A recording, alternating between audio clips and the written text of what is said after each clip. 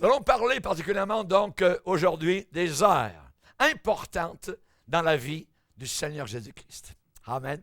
C'est un message particulier, différent un petit peu, mais vous allez voir comment alors, il y a notre vie avec Dieu, notre communion avec le Seigneur est d'une très grande importance. Dans Luc chapitre 9, nous allons lire quelques versets à partir du verset 18. Luc 9, verset 18. Un jour que Jésus priait à l'écart, ayant avec lui ses disciples, il leur fit cette question, « Qui dit-on que je suis ?» Ils répondirent, « Jean-Baptiste. » Les autres, « Élie. » Les autres, « Qu'un des anciens prophètes est ressuscité. » Et vous, leur demanda-t-il, « Qui dites-vous que je suis ?» Pierre répondit, « Le Christ de Dieu. » Jésus leur recommanda sévèrement de ne le dire à personne.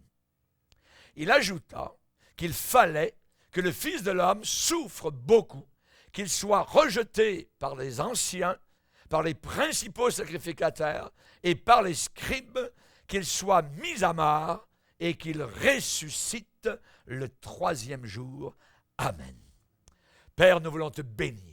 Nous sommes heureux de te connaître, de servir, Seigneur, et nous voulons aller avec toi encore plus loin. Que ce matin, Seigneur, tu puisses nous éclairer. Nous avons tant besoin de ta grâce dans un monde qui s'enfonce dans sa rébellion, qui se cloue lui-même au pilori. Nous te demandons, Seigneur, que nous puissions comprendre, que nous puissions réaliser ce qui était important pour toi dans ta propre vie lorsque tu étais sur la terre. Merci, Jésus, de te faire connaître à nous, et nous désirons sonder les Écritures qui nourrissent nos âmes, que la substantifique moelle puisse éclairer nos cœurs, nourrir notre âme et les fibres entières de notre esprit. Nous te le demandons dans le nom puissant, le nom craint, redouté jusqu'au fond de l'enfer, le nom de Jésus-Christ, notre seul et unique Sauveur. Amen. Et tout le peuple dit Amen. Alléluia. Gloire à Dieu. On peut s'asseoir, frères et sœurs, chers amis. Alléluia. Les heures importantes dans la vie de Jésus. Nous allons voir ce matin l'heure, premièrement, de la révélation. L'heure de la révélation. Jésus était en train de prier. Il est dit ici, un jour que Jésus priait à l'écart. Un jour que Jésus priait à l'écart. Est-ce qu'on peut dire de toi, mon frère, ma sœur, qu'un jour, tu priais à l'écart? Amen. Est-ce que nous ressemblons un tant soit peu à Jésus? Un jour que Jésus priait à l'écart, Jésus priait. Si Jésus priait, à combien plus forte raison nous devons aussi prier. Et on voit particulièrement que là, dans ce passage, il y a eu un point tournant dans la formation des apôtres. À partir de ce moment-là, le ministère de Jésus a été concentré, centré, précisé, surtout sur la formation des disciples. Former ses disciples dans la tâche qu'ils allaient devoir accomplir plus tard. Jésus, à partir de là, s'est concentré sur l'instruction de ses disciples, les enseigner, leur parler, leur dire les choses, voyez, sur la préparation de ses disciples. Et on sait que Jésus a passé à partir de là moins de temps avec les multitudes de personnes et il a passé plus de temps avec son cercle restreint, les apôtres. Les apôtres. Il a emmené un jour ses apôtres au nord du pays, dans le coin de l'Hermon, la grande montagne enneigée au nord d'Israël. Donc, il les a emmenés dans la région de Césarée de Philippe, tout à fait au nord.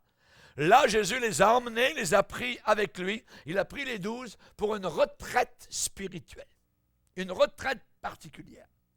Et là, il est dit un jour que Jésus priait à l'écart. À l'écart. C'est là que l'apôtre Pierre a eu une révélation. Il a eu une révélation. Non pas une perception, un sentiment, peut-être, c'est ça. Il a eu une révélation. Une révélation du ciel. Comment cela est-il arrivé? En réponse à la prière. Jésus priait à l'écart. Et il a posé la question aux disciples, qu'est-ce que les gens disent que je suis? Que je suis. Qu'est-ce qu'ils disent à mon sujet? Vous les entendez, vous les côtoyez, vous savez. Qu'est-ce qu'ils disent? Ah, tu sais, Jésus, certains disent que tu es Jean-Baptiste, qui est revenu. On lui avait coupé la tête, mais c'est toi de nouveau. Il y en a d'autres qui disent que tu es Élie, le grand prophète, qui n'est pas passé par la mort, qui est monté au ciel dans un char de feu. Et il y en a d'autres qui parlent dans les chaumières, et on parle de toi. Et il y en a qui disent que tu es l'un des anciens prophètes d'Israël, qui est revenu à la vie, qui est ressuscité. Et vous mes disciples autour de moi, qu'est-ce que vous pensez de moi? Pierre, tu es le Christos, tu es le Messie, tu es celui que nos pères ont attendu depuis des siècles. Révélation. Jésus ne l'a pas dit, non, c'est pas vrai, c'est pas le Messie, non, tu te trompes. Jésus n'a jamais dit le contraire. Et là, Pierre a eu cette révélation. Mais cette révélation venait parce que Jésus venait de prier. Un jour que Jésus priait à l'écart. Priait à l'écart. Voilà un des résultats directs de la prière de Jésus. Pierre a une révélation. De qui est Jésus? Tu es le Messie. Tu es le Sauveur. Tu es le Christ. Tu es loin de Dieu. Différents mots pour la même personne. Et là, on voit donc ce résultat direct de la prière de Jésus. Eh bien, c'était pour que ces hommes qui étaient autour de lui puissent connaître, puissent savoir par révélation divine qui il était vraiment. Tout ça pour vous dire que personne n'est sauvé s'il n'a pas eu la révélation de qui est Jésus. Personne ne peut être sauvé s'il n'a pas dans son cœur la révélation de qui est Jésus.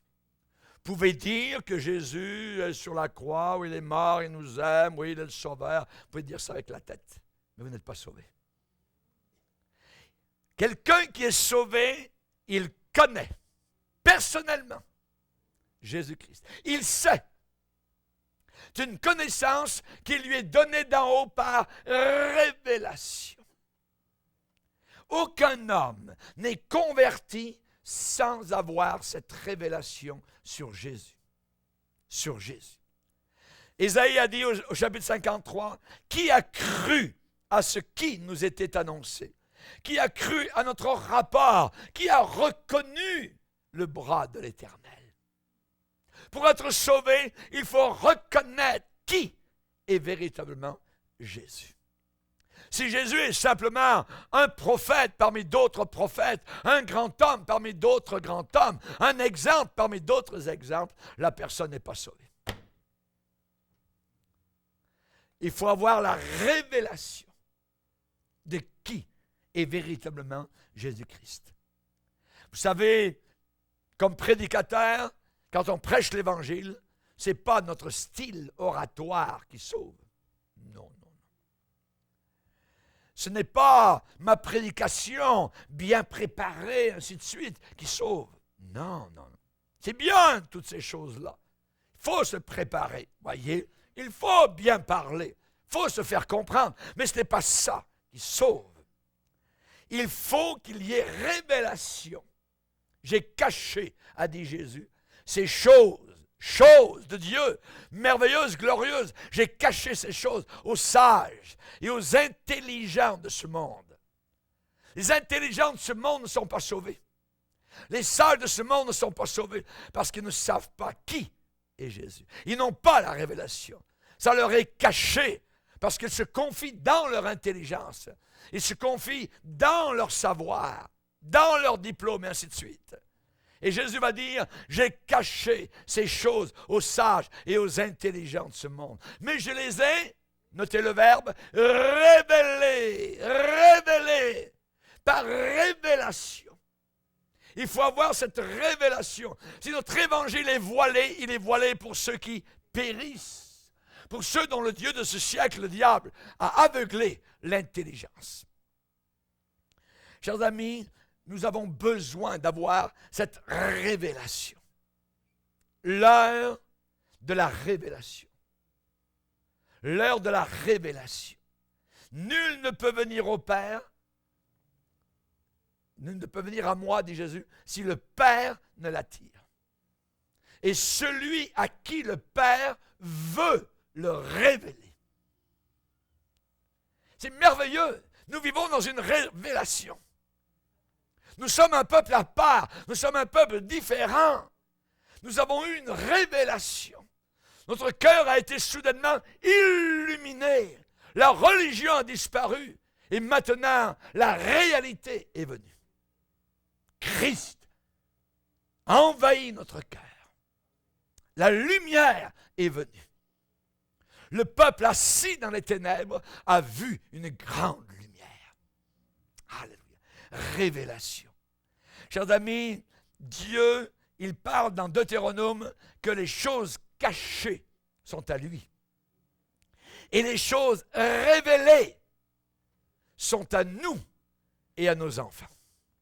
Les choses révélées. Si Dieu veut cacher quelque chose, vous n'arriverez jamais à le savoir. Mais s'il veut révéler quelque chose, je peux le savoir, je peux le connaître, et je veux avoir cette révélation. Et je veux vivre ensuite ma vie entière sur cette révélation merveilleuse. Le Saint-Esprit est heureux de se servir de cela. Il est heureux de se servir de cette révélation. Et c'est ce qui apporte la foi véritable. C'est ce qui apporte une confession ouverte. Nous n'avons aucune honte. Nous étions religieux auparavant et nos amis, la parenté, disent mais qu'est-ce qui arrive? Tu deviens fou, tu es fanatique. Auparavant, c'était la religion, mais maintenant, c'est encore la religion, mais c'est fanatique, tu es vraiment intégriste. La révélation divine. Lydie était au bord de la rivière. Elle écoutait le prédicateur. Paul était en train de prêcher. Et soudain, elle a eu la révélation. La Bible déclare que le Seigneur la rendit attentive à ce que disait Paul. Elle était là, dans ce lieu. Elle aurait pu passer à côté en disant, oh, là-bas, il y a un prédicateur. Non, elle s'est arrêtée. Elle a écouté. Il y a des gens qui se sont arrêtés, qui ont arrêté leur voiture. Quand j'étais en train de parler à la radio, ils ont dit, non, il faut que j'écoute ça. Il y a quelque chose. La lumière est venue. Il y a eu interpellation de la part du Seigneur. Il y a des gens qui nous ont écoutés sur Internet. Il y a des gens qui vous avaient témoigné. Ils ne vous ont pas écouté uniquement religieusement. Ils vous ont écouté parce qu'ils ont été interpellés par le Seigneur. Il y a eu une révélation. La lumière, Dieu vous a utilisé pour apporter la lumière dans ces cœurs-là. L'heure de la révélation. Jésus priait à l'écart. Jésus priait à l'écart. L'apôtre Paul écrit aux Romains en disant, j'ai eu la révélation du mystère caché pendant des siècles, mais manifesté maintenant. Caché pendant des siècles, j'ai eu la révélation de ce mystère. Et nous avons la révélation de ce mystère. Gloire au Seigneur. La Bible a un livre qui s'appelle en anglais Revelation. La révélation. Ça ne révèle pas uniquement, l'Apocalypse ne révèle pas uniquement la fin des temps, révèle Jésus-Christ. Le premier verset de l'Apocalypse dit « Révélation de Jésus-Christ, qui il est vraiment. » nous avons fini un message dernièrement en 6 étapes, imaginez. Alors on l'a fini finalement. Donc mercredi, c'était merveilleux. La description de Jésus à Patmos, quand Jean le voit, avec les yeux de flamme, avec les pieds comme de l'airain ardent, ainsi de suite. Quelque chose de magnifique, de glorieux. Révélation.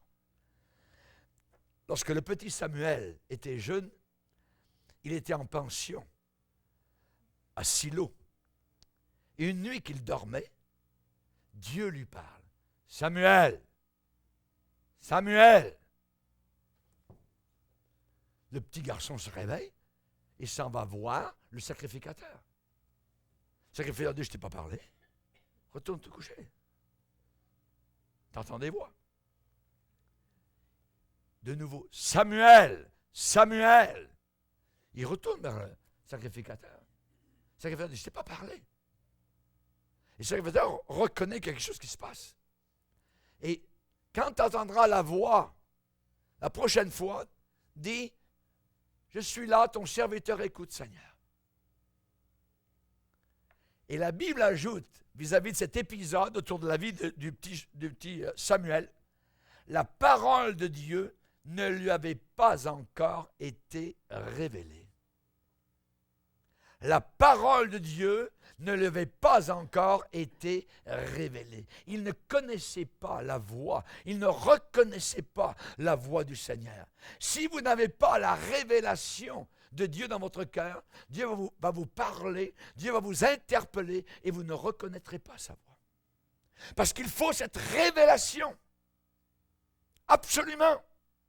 Et je reviens à ce que j'ai dit au début. Personne n'est sauvé s'il n'a pas la révélation de qui véritablement est Jésus-Christ. Alléluia. Dans 1 Corinthiens, il est dit que ces choses de Dieu, Dieu nous les a révélées par le Saint-Esprit. C'est le Saint-Esprit. Imaginez, nous pensons, oui, je me suis converti, je suis venu au Seigneur, donner ma vie à Dieu, tout ça. Oui, mais il y a eu tout un monde autour de vous, invisible, qui s'est mis en branle pour que vous arriviez à cet élément. Il y a eu l'Esprit de Dieu qui a élevé Jésus. Il y a eu un amour pour la parole de Dieu. Il y a eu quelque chose qui vous a poussé à venir entendre l'Évangile, à vous lever la nuit, à ouvrir la Bible, à lire, à sonder les Écritures. C'est l'Esprit de Dieu jusqu'au moment où, pouf, la lumière a jailli dans votre cœur. La révélation est venue. Soudain, vous avez dit, Jésus! C'est ce nom puissant qui vous a sauvé. Soudain, il s'est révélé vivant. Il s'est révélé à votre cœur, pardonnant tous vos péchés. À lui soit toute la gloire. Alléluia. Dans Éphésiens 3:3, Paul va dire, c'est par révélation que j'ai eu connaissance du mystère. Il n'y a personne qui va aller au ciel qui ne connaît pas Dieu. Qui va arriver en disant, c'est qui là-bas? Non. Tous ceux qui vont au ciel connaissent Dieu. Or, la vie éternelle, c'est qu'ils te connaissent. Qu'ils te connaissent. Pas connaître de loin. Voyez, il y a des gens qui connaissent le premier ministre du Canada. Ils vont dire, ah oui, je connais le premier ministre. Mais en réalité, ils ne le connaissent pas. Pour connaître quelqu'un, il faut manger avec lui, il faut parler avec lui, il faut aller le rencontrer dans sa maison, on peut prendre des repas, on travaille ensemble, on cultive des tomates ensemble, on apprend à se connaître. Et c'est pareil, évidemment, donc, avec le Premier ministre. Je le connais, mais je ne le connais pas. Pour le connaître, il faut être intime. Et aujourd'hui, après 45 ans de vie chrétienne, si je vous disais que je ne connais pas le Seigneur, vous auriez devant vous un menteur. Parce que je le connais. Je le connais. Je connais ses façons, je connais ses voies, et je veux encore plus le connaître. Je veux aller plus loin avec lui. Il est si merveilleux, il est si glorieux. Il remplit mes jours, il remplit mes nuits. Tout azimut, il est autour de moi. Je suis en orbite autour de sa présence, c'est merveilleux. Alléluia, gloire à Dieu. Alléluia! Gloire au Seigneur. Amen. Alléluia. L'intercession. Pendant que Jésus priait à l'écart. Qui dit-on que je suis? Pierre dit, tu es le Christ. Résultat direct de la prière de Jésus.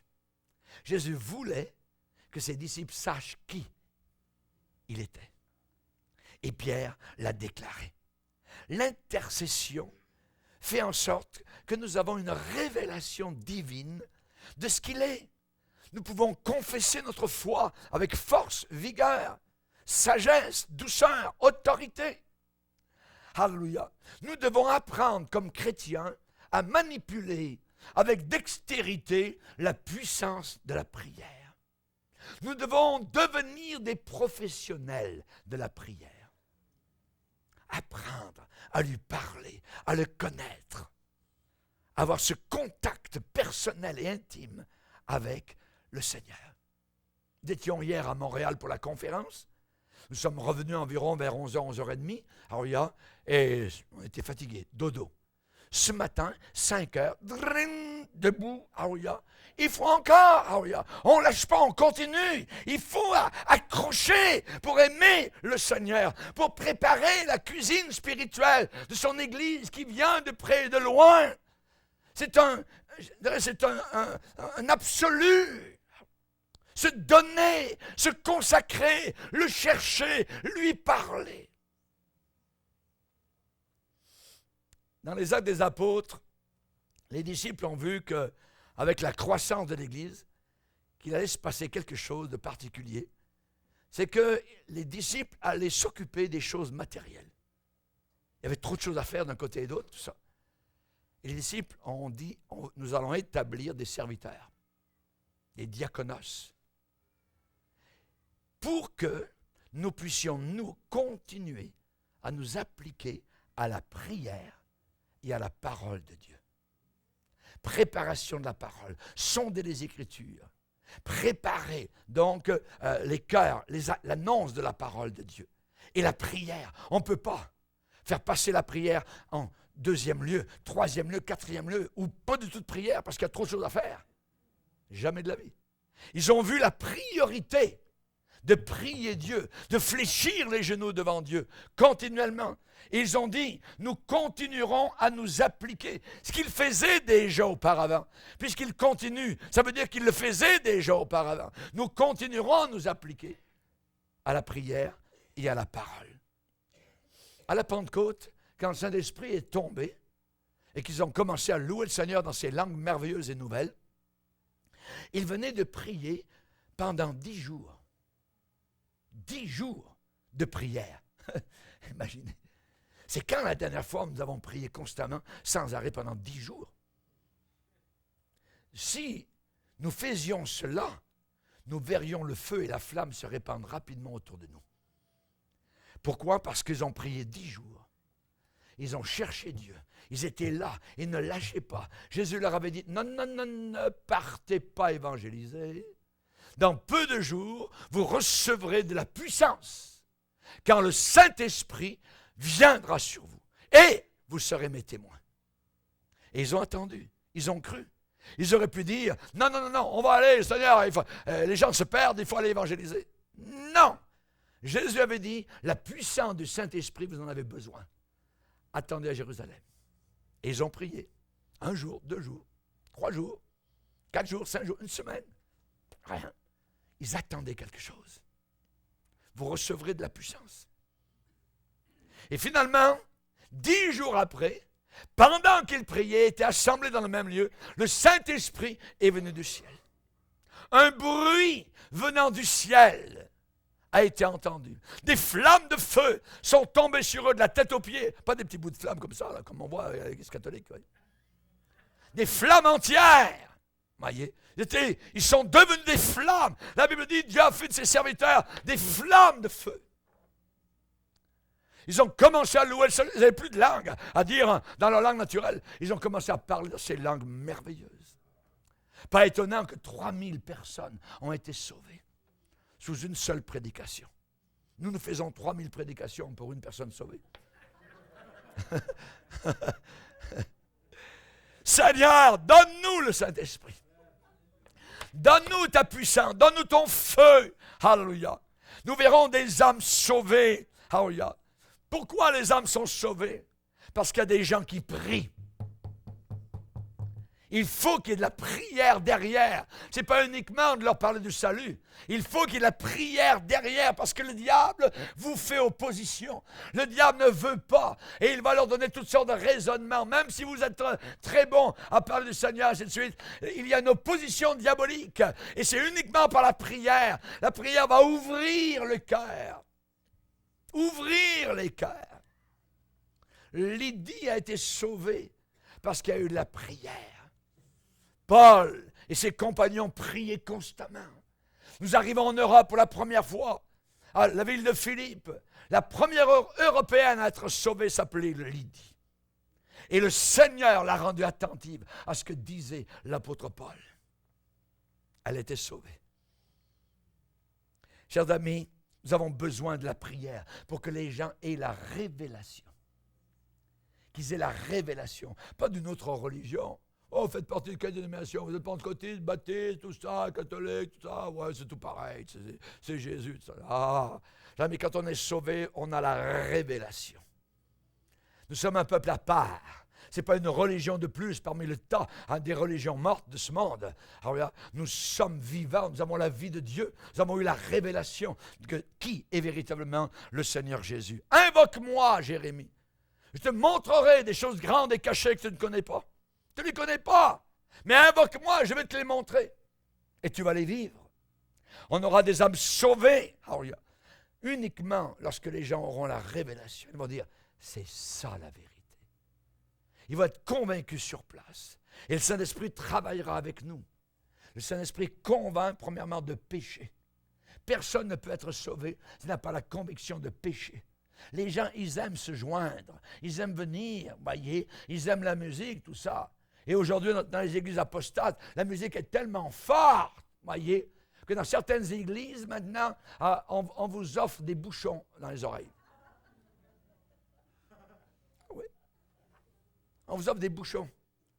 On ne veut pas baisser la musique, on veut que les gens aient des bouchons dans les oreilles. C'est abominable. Abominable. Les apôtres ont reçu la révélation divine de qui était Jésus-Christ. Comment? Parce qu'il y avait quelqu'un qui priait pendant que Jésus priait à l'écart. Relation directe. Il faut prier pour les âmes. Il faut de nouveau demander au Seigneur le fardeau des âmes. Le fardeau. The burden. C'est lourd. Seigneur, regarde-les, ils sont en train d'aller à la perdition et tu les as aimés à la croix comme tu m'as aimé. Que quelqu'un vienne au Seigneur, alors il y a 3 ans avant ou 30 ans avant, ça n'a aucune importance. L'éternité n'a pas de fin. La deuxième heure importante dans la vie de Jésus, pas uniquement l'heure de la révélation, mais l'heure de la transfiguration. Lisez avec moi Luc 9, verset 28. Luc 9, 28, environ 8 jours après, qui lui dit ces paroles, Jésus prit avec lui Pierre, Jean et Jacques. Et il monta sur la montagne pour prier. Pendant qu'il priait, l'aspect de son visage changea et son vêtement devint d'une éclatante blancheur. Transfiguration. Jésus priait. Quand vous priez, c'est aussi votre heure de transfiguration. Ça, c'est pendant qu'il priait. L'aspect de son visage changea. Pendant que vous allez prier, l'aspect de votre situation va changer. L'aspect de ce que vous vivez va changer.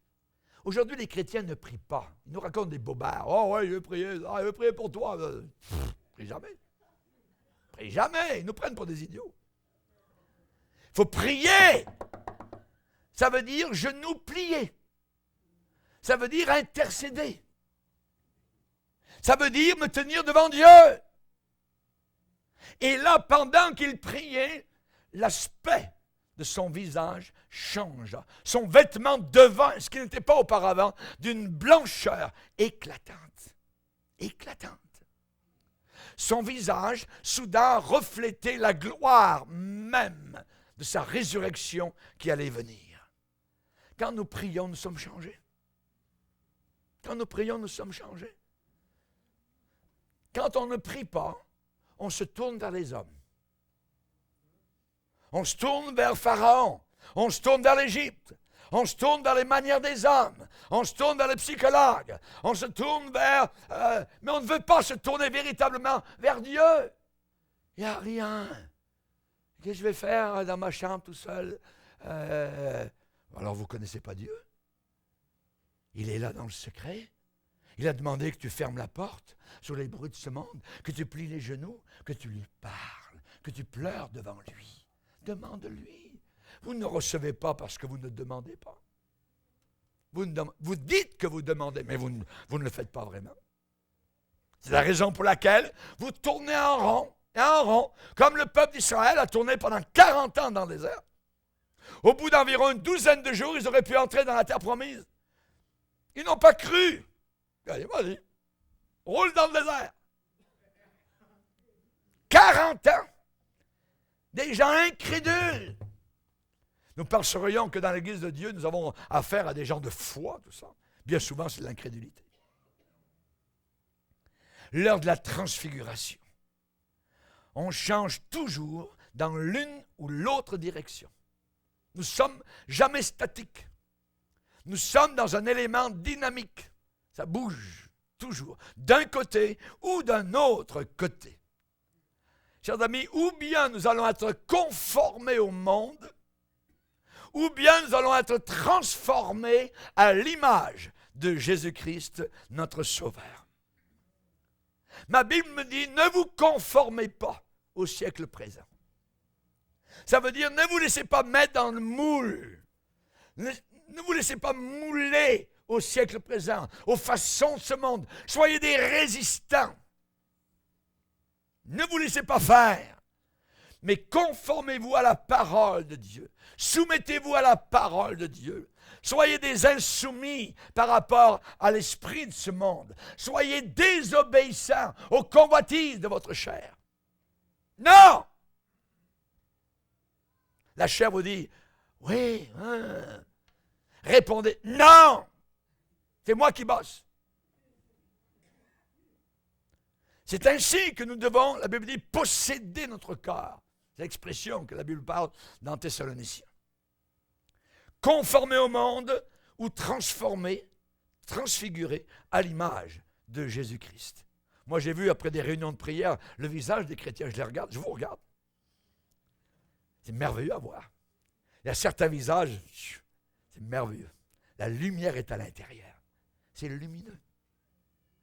Et parfois, dans l'Église de Dieu, il y a des visages, vous le voyez, c'est gris. Il n'y a rien. Il n'y a rien. Il n'y a pas de lumière. Il n'y a pas de joie. Pourquoi? Il y a un problème. La tuyauterie est bouchée. La Bible dit, ce sont vos péchés qui mettent un empêchement à la réponse. Il y a une sorte de... c'est bloqué, ça ne coule plus. Et nous avons besoin de débloquer. Il faut faire venir le plombier. C'est le Seigneur. Et il va pousser ça. Si vous le voulez le laisser faire. Mais si vous ne voulez pas le laisser faire, l'eau va monter chez vous, va sortir par les toilettes, va monter dans la cave, ça va monter au premier étage et vous allez mourir au milieu de votre eau. Parce qu'il n'y a pas la résolution de certains problèmes. Il y a certaines difficultés, certains péchés qui ne sont pas résolus. Et on garde ça, on tire ça, année après année, avec soi-même. Et on pense qu'on plaît à Dieu. Jamais de la vie. Non. Chers amis, nous avons besoin de prier. Pendant qu'il priait, l'aspect de son visage changea. Veux-tu changer? De gloire en gloire, par la puissance du Saint-Esprit. De gloire en gloire, par la puissance du Saint-Esprit. L'expression employée dans 2 Corinthiens 3, 18. Rappelez-vous Moïse, 40 jours sur la montagne. C'est une retraite merveilleuse. Il est avec Dieu. Il n'y a personne d'autre. Et il est avec le Seigneur. Pas seulement 40 jours, 40 nuits. Est-ce qu'il dormait? Je ne le sais pas. Il était avec Dieu. Il était en communion avec son Père. Et la Bible dit qu'il ne savait pas que la peau de son visage rayonnait. Il y avait des rayons qui sortaient de la peau de son visage. Et la Bible dit parce que, il y a une raison qu'il rayonnait, parce qu'il avait parlé à Dieu. Quand vous parlez au Seigneur, il y a un rayon qui vient. Il y a une communion. Il y a quelque chose qui se passe. Vous n'êtes pas abandonné. Vous n'êtes pas orphelin. Le Seigneur vient vous secourir. Alléluia. Que l'Éternel fasse luire sa face sur toi. Quand on tourne vers l'Éternel les regards, le visage est rayonnant de joie et ne se couvre pas de honte. Hey, Caïn, pourquoi ton visage est-il abattu? C'est Dieu qui lui a dit. Certainement, si tu agis bien, tu relèveras la tête. Il y a des gens qui pensent qu'on ne voit rien du tout. Mais dès qu'ils rentrent le dimanche matin, nous savons où ils en sont. Le visage parle. Le visage est le miroir de l'âme. Ils essayent parfois de cacher, mais c'est visible. C'est visible. Très visible.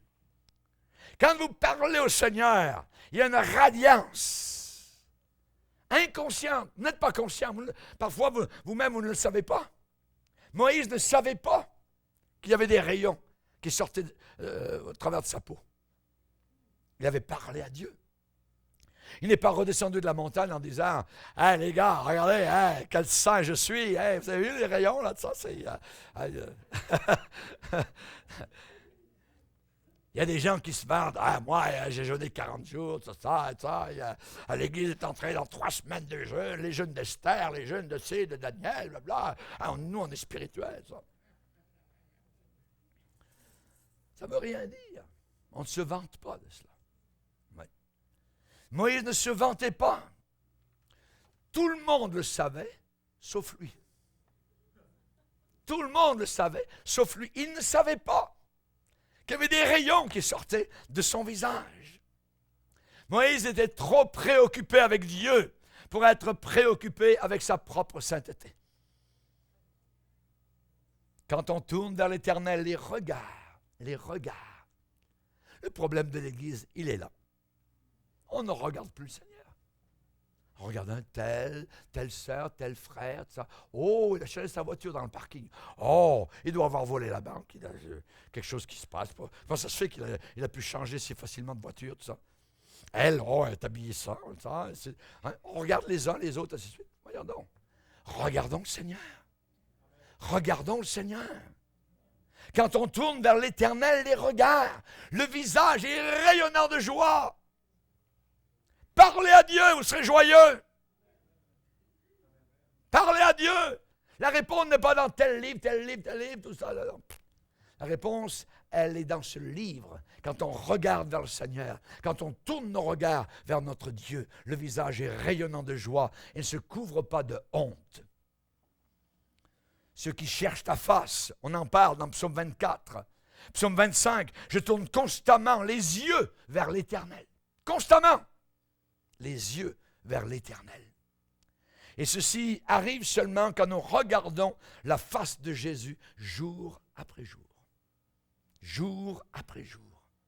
Nous commençons à refléter la beauté de Jésus. Nous sommes transformés de gloire en gloire. Nous devenons plus saints. Nous achevons notre sanctification dans la crainte de Dieu. Car sans la sanctification, personne ne verra le Seigneur. Nous sommes à part. Nous devenons comme Jésus. Amen. Les gens qui étaient religieux au 1er siècle ont fait venir en cour de justice Pierre et Jean et les reconnurent pour avoir été avec Jésus. Ils parlaient comme Jésus. Ils avaient l'autorité de Jésus. Ils répondaient comme Jésus. Ils avaient la parole de Jésus dans leur cœur. Alléluia. Ils les reconnurent pour avoir été avec Jésus. Est-ce que l'on nous reconnaît pour avoir été avec Jésus? Vous allez devenir comme ceux que vous fréquentez. Si vous fréquentez beaucoup Jésus, vous allez devenir comme Jésus. Comme lui. Vous ne serez jamais Jésus, mais vous allez vous approcher de son exemple. La Bible dit, laissez briller votre lumière. Laissez briller votre lumière. Parlez du Seigneur avec joie. Ce serait terrible un chrétien qui parle de Jésus. « Ah, tu sais, Moi, j'aime Jésus, tout ça, il m'a changé ma vie. Le païen va regarder la personne, moi, je n'ai pas envie de ton Jésus, là. Mais quelqu'un arrive, avec un beau sourire, avec 2 belles rangées de dents blanches. Jésus m'a sauvé. Jésus est vivant, je viens de lui parler. J'aimerais avoir ce que tu as.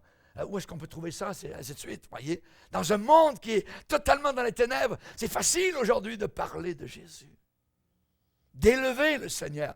Laissez briller votre lumière. Et les hommes seront attirés vers le Seigneur. Et ils vont vous dire, je veux ce que tu as. Je veux ce que tu as. Vous serez un bon exemple. Chers amis, quand les autres voient en nous une vie chrétienne constante, alors il y a un plus grand désir de servir Dieu. Les eaux de la vie vont commencer à couler. Alléluia.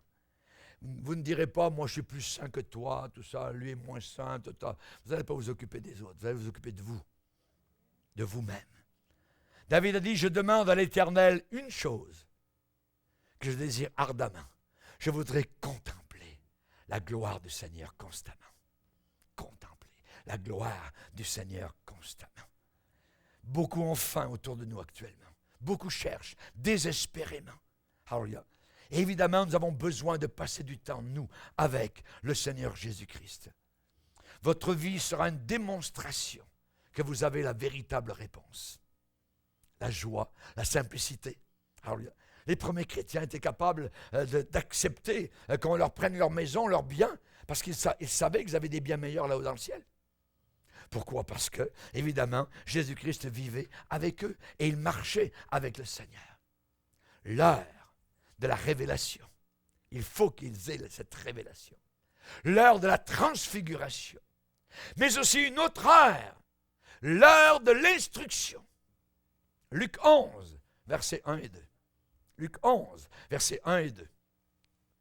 Jésus priait un jour en un certain lieu. Encore, Jésus est en train de prier. Jésus priait un jour en un certain lieu. Lorsqu'il eut achevé, un de ses disciples lui dit, « Seigneur, enseigne-nous, apprends-nous à prier, comme Jean l'a enseigné à ses disciples. » Et il leur dit, « Quand vous priez, dites, « Père, que ton nom soit sanctifié, que ton règne vienne. Donne-nous chaque jour notre pain quotidien. Pardonne-nous nos péchés, car nous aussi, nous pardonnons à quiconque nous offense, et ne nous induis pas en tentation. » Amen. L'heure de l'instruction. Pendant que Jésus priait, il priait à cette heure-là, un jour, en un certain lieu. Il voulait enseigner une leçon sur la prière. Et pour enseigner une leçon, il faut premièrement être un exemple. Il priait lui-même. Il priait lui-même. Les disciples avaient regardé attentivement Jésus durant son ministère public avec les foules. Les disciples marchaient à ses côtés. Ils parlaient avec lui chaque jour. Ils écoutaient ses paroles. Ils le voyaient agir avec les âmes. Ils le voyaient guérir les malades, parler aux nécessiteux, toucher les bébés, les paralytiques, ainsi de suite. Il le voyait donner la rebuffade aux pharisiens religieux qui venaient juste pour l'accuser. Les disciples mangeaient avec lui, couchaient à côté de lui. Fois après fois, ils le voyaient s'éclipser soudain pour aller dans un lieu où il ne savait pas où. Parfois, avant même que le jour arrive, Jésus se levait, on lève un œil, regarde, tchouk, Jésus sortait pour aller dans un lieu désert. Et Marc va dire, on va le lire dans Marc 1er chapitre,